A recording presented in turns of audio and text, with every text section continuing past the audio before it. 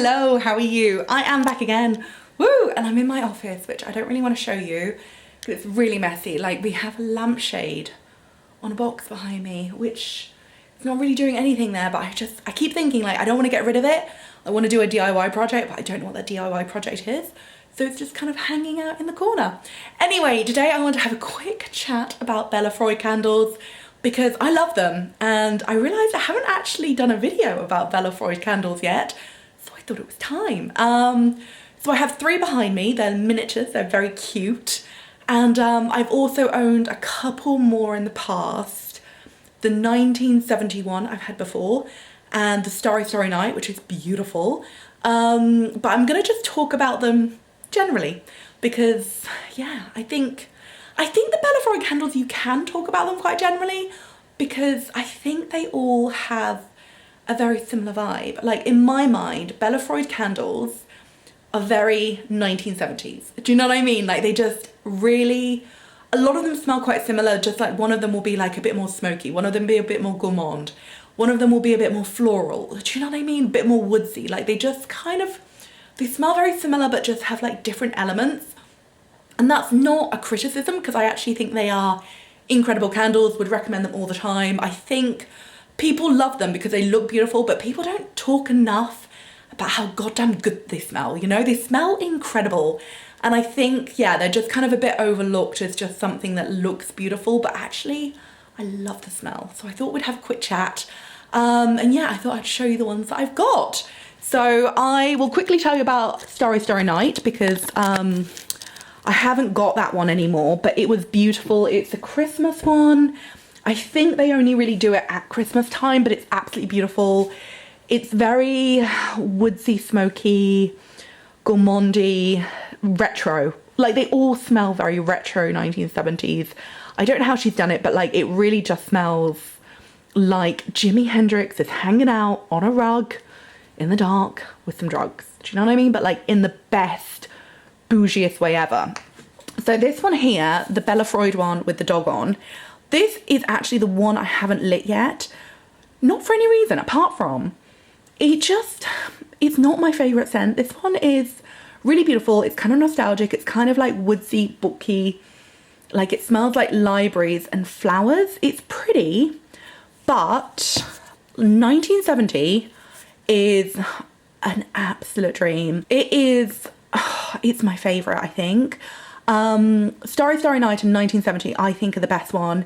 It's just so beautiful. I'm gonna smell again. Oh, I love it. It smells like my childhood walking around Affleck's palace, but like with just, I don't know, more bouginess. Do you know what I mean? Like, it just smells like incense and retroness and like vintage shops and just like everything good about like being a grunge kid. Do you know what I mean? Like, it's so good. I love this one. And this is definitely the one I would buy again. But actually, it's not my favorite in terms of like the print. I actually love this one, and I love the Diptyque Jane, and I love Starry Starry Night.